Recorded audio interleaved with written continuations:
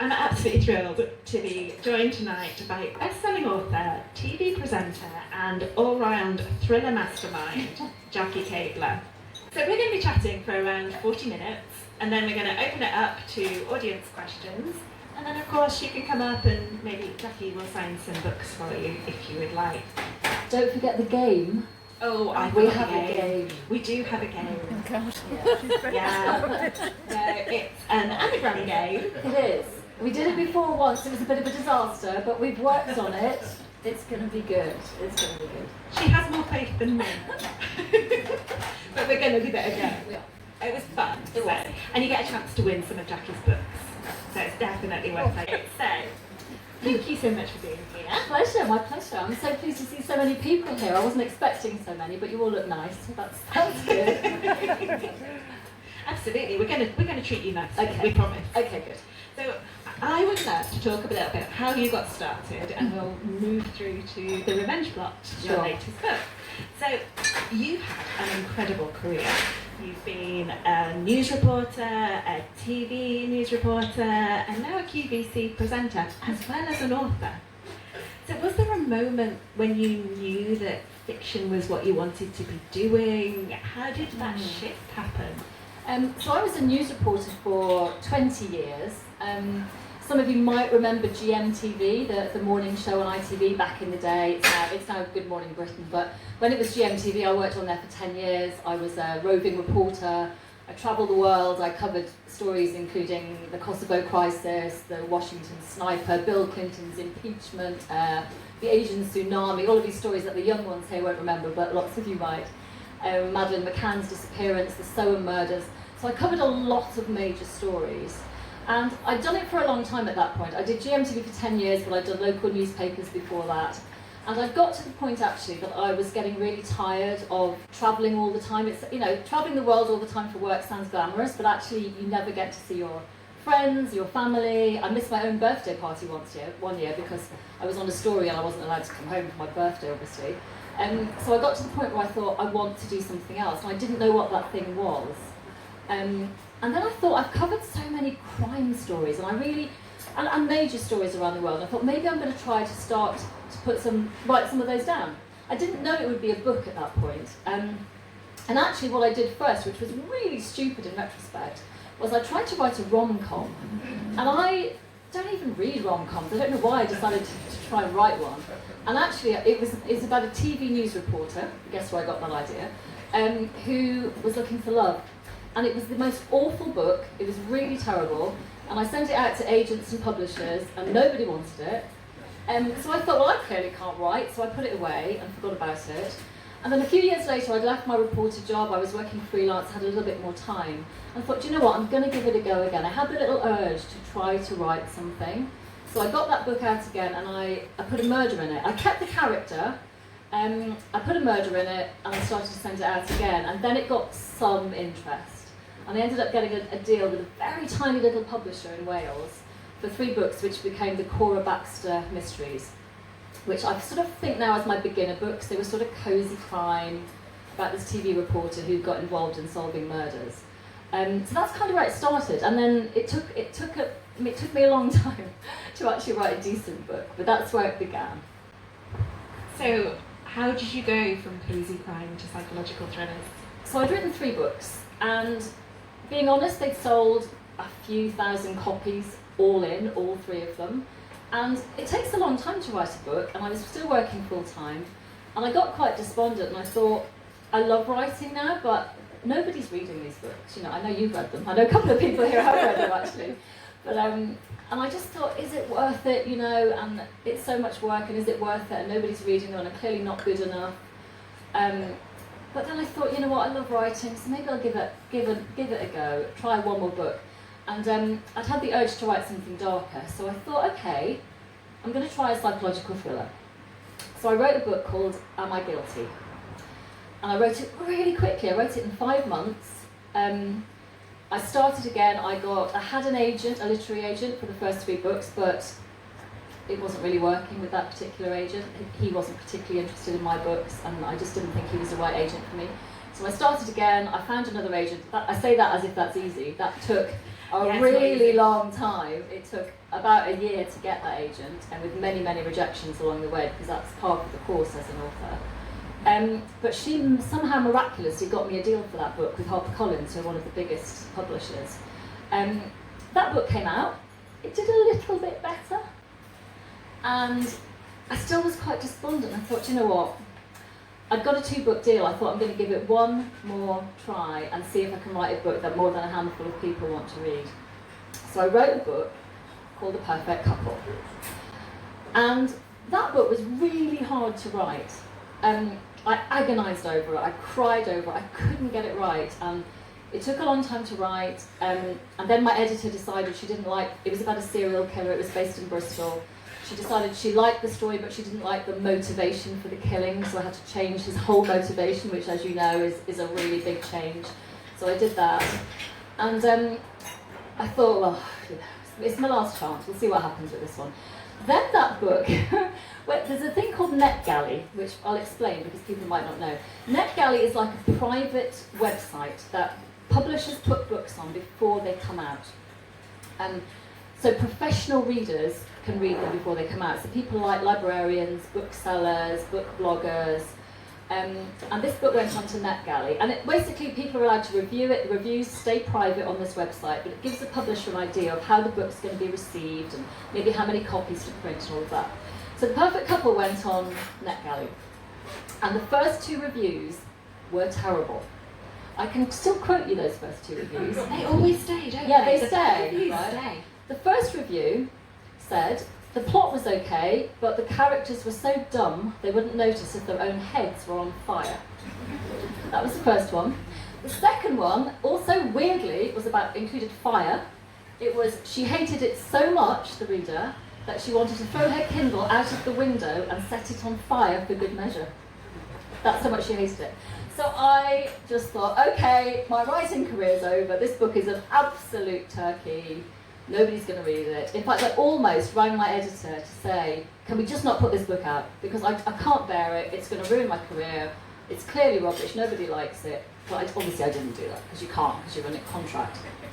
So the book came out. And then something remarkable happened. That book started to sell. And the reviews started to come in, and they were really good from the public. And it sold, and it sold, and it sold 100,000 copies in the first 8 weeks. And then it went to #1, first in Canada, weirdly. Then it went to #1 in the UK. The audiobook went to #1 on Audible. It started to take off in America. I was like, what is going on? It started to take off in America. I got onto the USA Today bestseller list in America. And then the foreign deals started to come in, and suddenly publishers in Italy and Germany and Latvia and South Korea wanted to publish the book. And that book changed my life, like completely overnight. But it had taken 5 books to get there. And I still have to pinch myself when I look back at that, because I was that close to giving up. That was it, that was the last book. And honestly, a couple of things kept me going. It was reading stories about other authors. Ian Rankin, who lots of you obviously know, Rebus, the most incredible global best-selling author. It took him 8 books to get his first bestseller, and he was that close to giving up. And Paula Hawkins, who wrote Girl on the Train, that was her 3rd or 4th book, I think, and again, none of her earlier books had done anything. And I kept thinking about those authors and thinking, just keep going, because you never know, do you? You never know when it can just turn around like that. I'm still hoping. Yeah. But that's what happened, and since then it's kind of been good. You know, I've written 5 more books since then, and they've all done quite well. So that was a really long answer. What was the question? I'm sorry.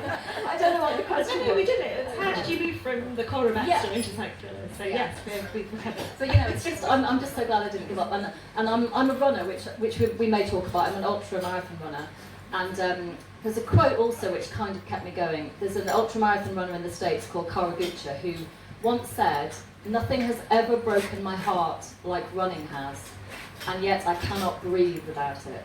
And that's kind of how I feel about writing. It utterly has broken my heart, but I'm not right when I'm not writing, and I can't breathe without it. And that's why I just had to keep going, really.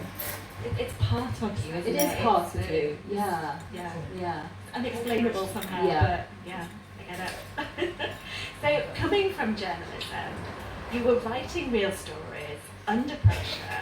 So how did it feel to start writing fiction where you control the outcome that these characters have? Yeah, it's very liberating actually, because as a journalist, first of all, you're writing very short. Even if you're a newspaper journalist, it's maybe 1,000 words maximum. It's usually 200, 300, 500 words. And then as a TV reporter, which I then was, it's a couple of minutes of a script is all you're writing really. So suddenly to have the freedom to write 80, 90,000 words was incredibly liberating, and to be able to control the outcome, as you said, yeah. And I mean, I really drew on my reporting career for the plot lines, and you know, I've got a lot of knowledge about how police procedure works and how court cases work. I've sat in hundreds of court cases over my career, and so that was really helpful. But yeah, to be able to shape the outcome was incredible, because in real life, obviously, you know, you can't do that. That's so cool though, isn't it? To feel like you have control over something. So, you're still on our screens regularly. Yeah. How do you balance the TV work with your writing deadlines? I mean, it's very different now. For those who don't know, I work on a shopping channel now, which is the best fun in the world. I work for QVC, the shopping channel. Instead of talking about murder and politics on the telly, I'm now talking about shoes and handbags and gardening and stuff like that. Which is much more fun. Which is really, really good fun. I love it. But actually, I have cut down quite a lot. I was full time until The Perfect Couple came out, and in the past 5 years, I've gradually dropped to days. So now I do my TV job. I'm so sorry. My TV job, 11 days a month. So 11 shifts a month, which is manageable. And that's in London. I live in Gloucestershire, so there's a lot of commuting. I've got a 4 to 5 hour round trip on my TV days, and plus a 10-hour work day, so it's quite long days. But the rest of the time I'm free to write. So actually it kind of works.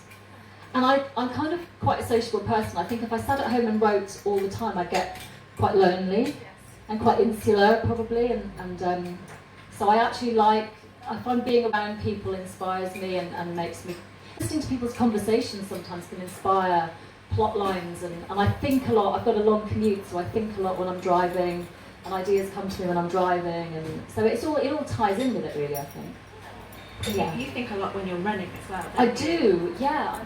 I'm an ultra runner. For those who don't know what ultra marathon running is, its distance is longer than marathons, so longer than 26.2 miles. So my last two long runs were events that I did were a 40 miler and a 60 miler. So you know, it's quite a lot of time to be out there running.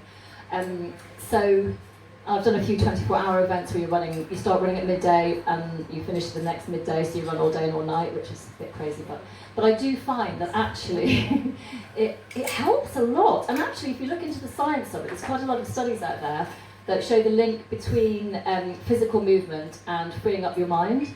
So if you're stuck on something in life, not necessarily just in writing, but in life as well, if you've got an issue or something, if you go for a walk, just a walk, even just if it's around the garden or something, it kind of frees up your mind. And actually, I've been stuck on plot lines before. I think I just cannot. I'm sitting at my desk tearing my hair out thinking I don't know what to do with this story. And I go for a run, it's suddenly like it comes to me. So actually, again, I see running, it's my excuse for doing lots of long runs, partly because I'm addicted to it, but also because I feel it's part of the writing process. That's really cool. My writing process is less fit. I mean, trust me, mine does involve lots of biscuits as well. Okay, that yeah, makes me feel better. Lots of tea and biscuits is involved. Thank you. Okay, because I get the going for a walk when I get stuck. Yeah, it does help, doesn't it? Yeah, a run wouldn't help. I'm not going to be thinking about a book.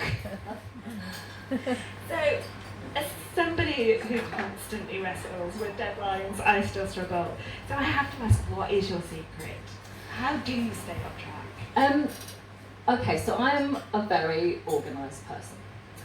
To the point of being a bit odd, I think. My clothes are all organised from left to right, darks to lights, all the tops together, all the trousers together. So my wardrobe is ridiculous, like colour coordinated. Oh, is it? Yeah. Oh, you should be good at deadlines then. I'm like, how do you organise your books? Alphabetic author, yeah. Right? You see, so it all follows on.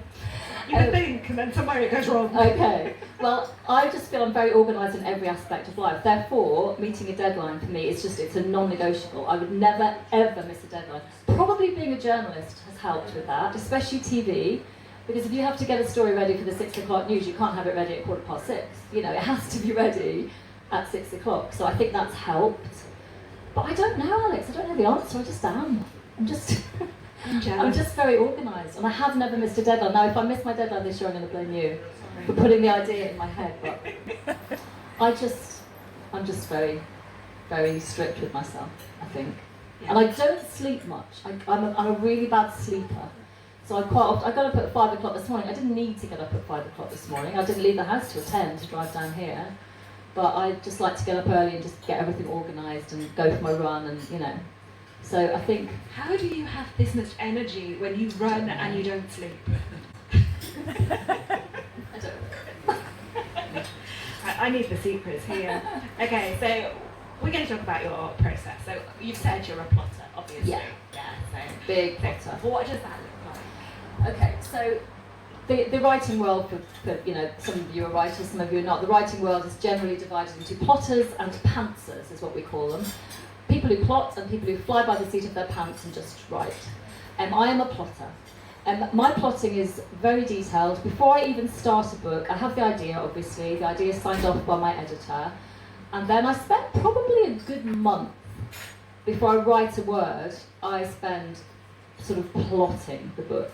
So that involves all sorts of things. That involves me searching Google Images for pictures of what I think the characters are going to look like, printing them out, putting them on this big board above my desk. It involves me spending loads of time on property sites like Rightmove, which is great fun, looking for the exact house that my character would live in, printing that out. I need to know exactly where they live, what they look like, whether they drink tea or coffee, what colour their eyes are, and all of that is written down. So there's a full character list with all of their characteristics, where they live and all of that. So that's the first bit. And then, once that's all there on my board, and these poor people, random people from Google, like there's a CEO of a company. I had Wayne Rooney up there for ages because he looked like one of the characters that I wanted him to look like. They have no idea that they're inspiring the book. And then I start plotting out every chapter of the book. I think of it like a jigsaw. I think I sort of do the outline first and then I fill in the middle. So I plot the whole outline, I plot the beginning and the end, I plot the twists, because my novels are known to be quite twisty. So I plot all the twists, and then I plot the first 3 or 4 chapters, write those, plot the next 3 or 4, write those. And that's how it works. It's very, very organised. Sometimes I go off-piste a little bit, because as you know, characters take on a life of their own and they tell you to do things that you didn't expect them to. But generally it kind of sticks to the plan. I'm not jealous. but do you know what? There's no right way to do it, because Ian Rankin, again, one of my heroes, says he never plots. He doesn't know who the killer is until he's almost at the end of the book. Now that is genius, I think. I couldn't write like that. I've done one like that. Yeah, you see, you're a genius then. No, that took somebody else, a friend in the audience, to sit there and tell me who the killer was, because I didn't know. But there's no right way, and that's the thing about writing. You know, there's no, plotting isn't necessarily the right way, pantsing isn't the right way. We all find our way. And, you know, the outcome is always a book, so it doesn't really matter how you got there, does it? Yeah. But my editor would prefer it be on time. Yeah. There is that. So let's dive into your latest, the revenge plot. So it's an absolutely, it's amazing. I just finished this one. It's an absolutely gripping, layered thriller. So where did this idea come from? So this is one of these really weird, crime writers I think are particularly odd because we get ideas from the weirdest places. And so for example, once one of my books, it involved, well the last one actually, The Life Sentence. I'm going off piste again, sorry. It's okay. Shall I stick to the question? No, just quick to tell you.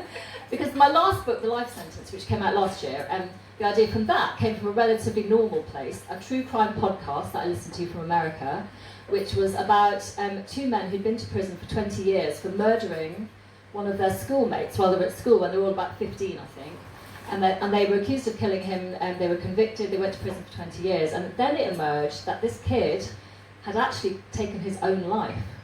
And so they'd gone to prison for nothing, and there had been no murder.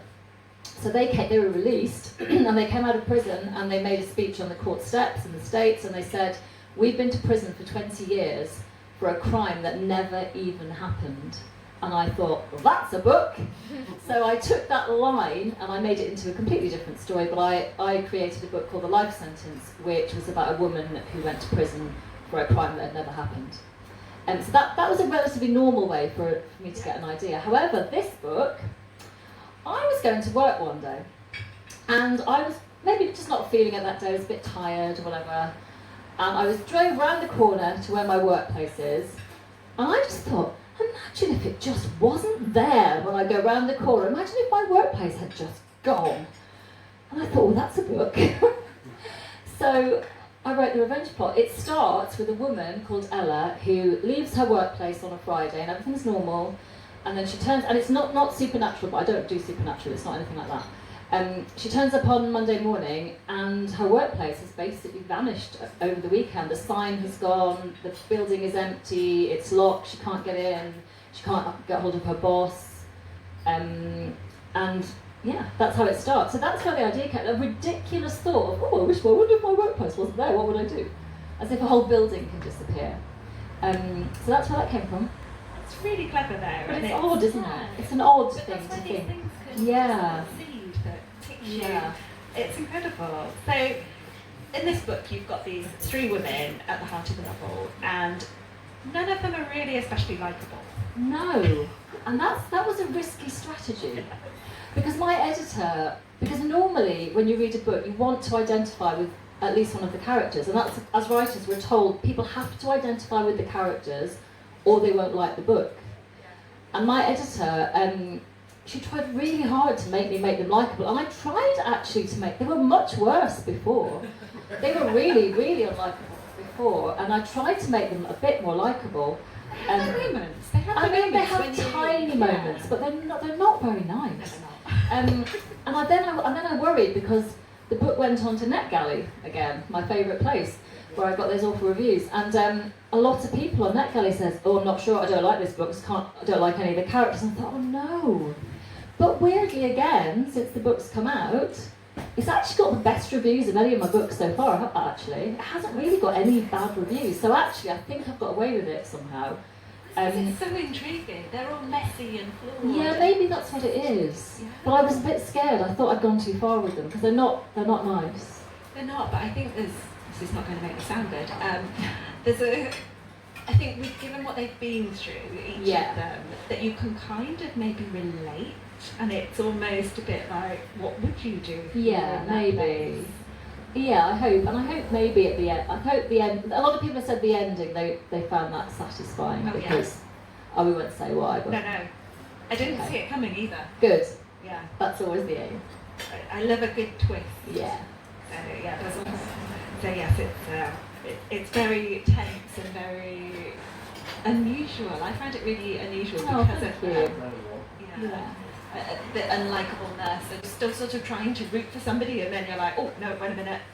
Yeah, I think with this book there are three women, and I'm hoping that people's loyalties will keep shifting as things are revealed. So at the beginning you're sort of maybe feeling sorry for Ella, who turns up at work, and then a few days later she's just lost her workplace, and then she loses her home, and it's like someone's taking her whole life away from her. And I hope that people initially feel sorry for her, but then later in the book they don't like her, and then they like someone else, and then they don't like her, and so yeah. Is that intentional, though, having this unreliable narrator? I love an unreliable narrator. I do. I find it quite intriguing that when you have someone who at first you just take them at face value in a book and you believe them, and then suddenly later on you think, hang on a minute, that's not what I expected you to do. So I do like that. I like writing that. I find it fun. Nasty characters are so much more fun to write than nice characters, aren't they? They give you so much more to work with. They do. Yeah. Nice is dull, I feel. So, this is a silly question given what we talked about, but I was going to ask you, did you know how the story was going to end before you started writing? Of course I did. Yeah. I did. Yeah, I did know how it was going to end, yeah. I mean, that's... But did it shift at all as those three women emerged on the page and you heard their voices more clearly? Did it? A little bit. I always knew that there's a kind of a final page twist in this book. Literally on the last page there's a little twist. Gasp moment. But I was always going to do that. How I got there slightly changed a little bit, yeah, as it does. But yeah, I am a planner, so I knew. that was going to happen. Did you have a particular character that you were rooting for? I mean, even if you don't tell us who, because it will spoil it, but Yeah, yeah, you had one that I was... did. Yeah. I thought we maybe. Yeah.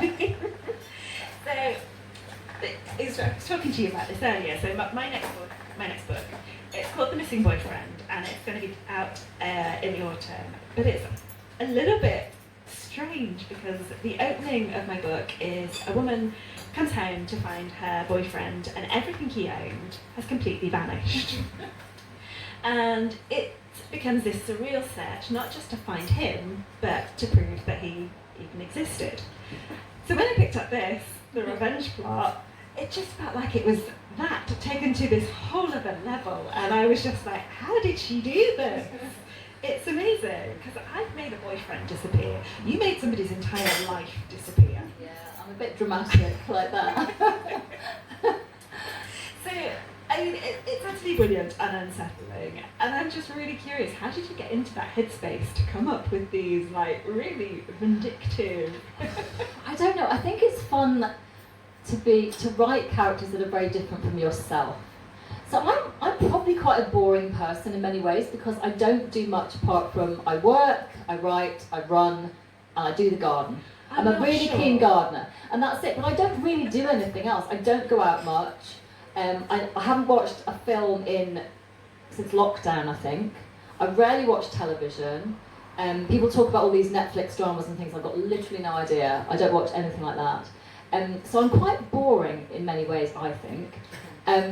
But so it's kind of fun to write characters that aren't boring and that are quite out there and quite vindictive and, you know, quite revengeful and all those things. And I think I maybe live a slightly more exciting life through my characters than I live in real life. I think that's part of it. Says the journalist who does marathons. Well, okay, but but I'm not a journalist anymore. I'm quite, you know. So, was there a particular scene that struck you? Was especially hard to write, or stayed with you? Or? I tell you, the thing that was the hardest to write was one of the characters. Without going into too much detail to spoil it, one of the characters desperately.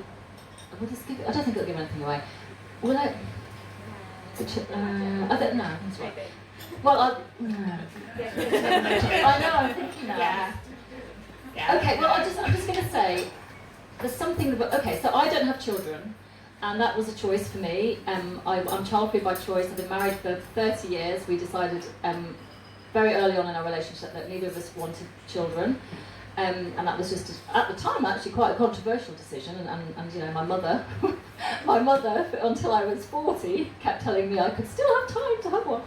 But anyway, but that was a decision that we made. And so, in many of my books, obviously, most people have children.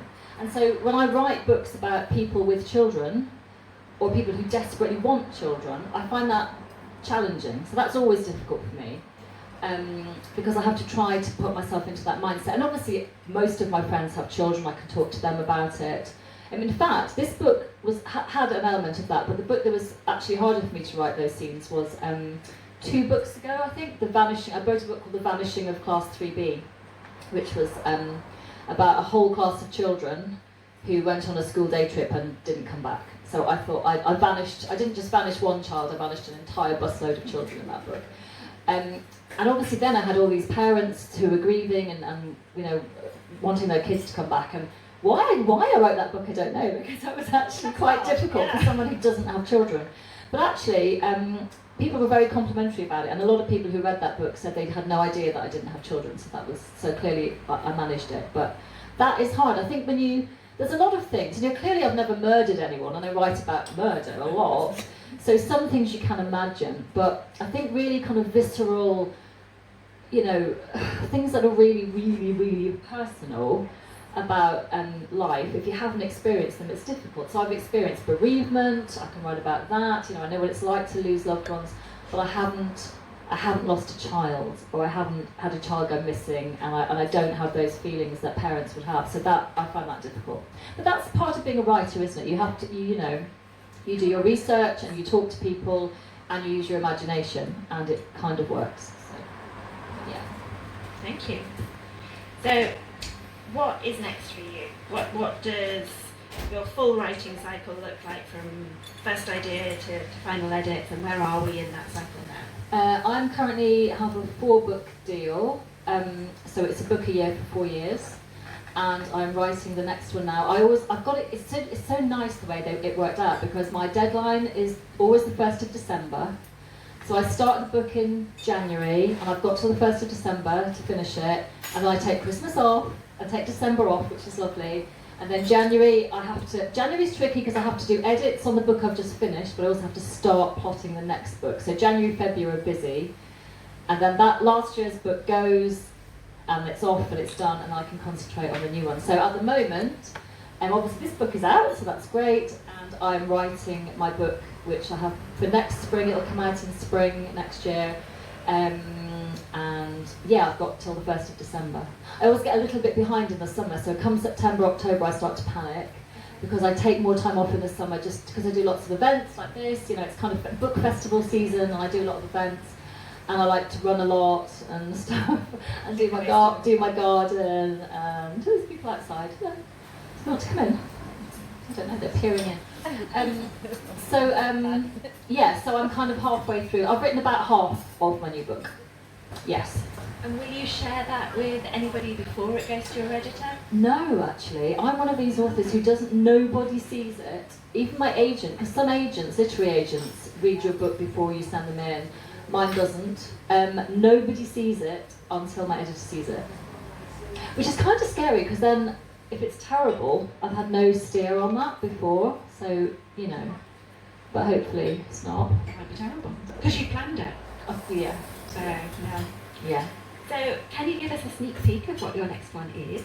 Well, actually, this is interesting, because this book is a book set in the world of running, which is something that I have resisted doing for years, partly because I'm a really addictive runner, and I didn't want it to be too nerdy, and I didn't want it to alienate non-runners. And I thought, well, if I write a book set in the world of running, lots of people won't bother reading it because they think, oh, you know, I'm not into running. And my editor for years has tried to make me do it, because she said it's a world you know so well, particularly the world of ultramarathon running, which a lot of people don't know about. And I resisted doing it, and I said no. And also, actually, because I write generally books involving murder, really tragically, a lot of women in particular are murdered while out running around the world, and that happens all too often. It's something I'm very aware of as a female runner who runs on her own a lot. And I just didn't want to turn that into entertainment. However, my editor was very persistent, and I have finally given in. The book is called Run for Your Life, and it's coming out in May, and I have hopefully come up with an idea which I'm not just killing women, I'm an equal opportunities murderer, and I'm killing men and women in the book, and I'm trying really hard not to make it too nerdy. So that's all I'm going to say. It's a serial killer thriller, sort of set in the world of running. Okay. Yeah. Where, location-wise? All over the place. Yeah. Exciting. Yeah. Yeah. It's very twisty as well, I hope. Oh, I love a good twist. I love it. Fantastic. So we have got time for some audience questions, if anybody has any to get us. Well, that's a good question. I try to read outside the crime genre, but I fail miserably most of the time. I mostly read crime. I ran actually, during lockdown in 2020, I started an Instagram book club, which I ran, actually it was meant to be a lockdown thing. It lasted for about 3.5 years, I think, in the end. And because of that, I felt I had about 10,000 people getting involved every week, which was amazing, or more than that actually. But because of that, I felt I couldn't just suggest crime novels to read, I had to suggest other novels. So during that period, I read historical fiction, I read humorous fiction, I did a tiny bit of sort of sci-fi, but by choice, I'm a crime fiction fan through and through, and pretty much all I read. And actually, I think if you write in a particular genre only, which I do, I actually think if you read as much as you can in that genre, it helps you to be a better writer. So that's my excuse. Really. I think that's a good excuse. Yeah, okay. Yeah. I have to be careful not to read something too similar to what I'm writing. Yes, that's really important. Yeah. Last one, I promise. Okay. When you write a book, do you actually visualise it as a movie or as a mini-series sort of thing as well? I don't actually. I know some writers do write like that. I don't, but you know, that's always the dream. I do have one of The Vanishing of Class 3B, the book about the missing class, is in the very early stages of development for television, which is exciting. But you know, these things take years, and I don't know what's going to happen with that. But it's certainly quite positive. So you know, it's kind of the dream. What advice would you give to authors who are not traditionally published and don't have an agent with regards to promoting their works? Okay, good question. I think even if you are traditionally published, a lot of it falls on us now, doesn't it? So, especially with social media. Much more than you expect. Way more than you expect. So actually, I do a lot of my own, really. I would say try and have a good social media profile is really important. Well, I mean, obviously TikTok is massive. It depends on your genre, though. I know I don't do TikTok. I have a TikTok account. I keep meaning to do something with it. I literally have never posted. Instagram is where I am at, and actually, the biggest thing that's made a difference to me is, first of all, having an Instagram account that I post regularly on. That's really important, and not just about your books. So people buy into you as a person. So they want to know what you do outside of books. So there are authors who just post about their books, but you do lovely. You post about walks you go on and lovely stuff like that, which is really nice. And you know, I post about running because I'm quite boring, and gardening, and about my TV job. So people buy into you as a person. So that's important to post not just about your books, but also the biggest thing that I've really only done this in the past couple of years, is to really get to know the bloggers. And we've got a blogger here, lovely Becky here, who is a brilliant blogger. And the book bloggers are the most incredible community, and I am so in awe of them because they work so hard. They promote our books for nothing but the love of reading, right? You don't get paid. They don't get paid for it. And they're such a powerful force, actually, the book bloggers, and they're such a great community. And you know, I did an online Instagram book tour for this book. I think there were about 30 bloggers who I sent a copy of my book to. They all read it. They gave honest reviews, but they all posted those reviews in the run-up to the book. And they've really generated, because among them all, they've got tens of thousands of followers. You know, some of them have got a lot of followers. And if you can get them involved and excited about your book, then it makes such a difference. And they're just wonderful. Thank you to Jackie for coming along. And for being so generous with all your insights. Thank you. And to all of you for coming tonight as well. It's been great to see you, and I really hope you've enjoyed it. We are here on the last Tuesday of every month. Next month I have Steve Couch, who is hiding somewhere. Wave, Steve. Steve is going to be our interviewer for the Mysterious Bookcase. So if you have come across them, they do a blind date with a book. And they've become a TikTok sensation, so much so that they have managed to fund opening a bookshop in Westbourne. So they're going to come and tell us how they did this, share some blind date with a book tips, and we get to see how it's done. And thank you, of course, to Sobo Sommelier and to Westbourne Bookshop, who provided us with the books for Jackie's The Revenge Plot Tonight. Plot title at a moment. Can I just say thank you for inviting me, because I've had a lovely time, and thank you all for coming. I'm so chuffed that so many people came, because as an author it's very hit and miss. A good friend of mine, who's a really well-known author, I won't name her, but did a library event recently, which can be brilliant, and she did it to one person, only one person came, and she said, can I just go home? And they said, no, you have to do it. So she did the whole thing to one lady just sitting there, which was... So you never know as an author who's going to come, and it was so nice to see a full room, and thank you, because Alex does amazing stuff in the writing community down here, and I'm so impressed with everything that you do, and it's so nice to see you again, so thank you for having me.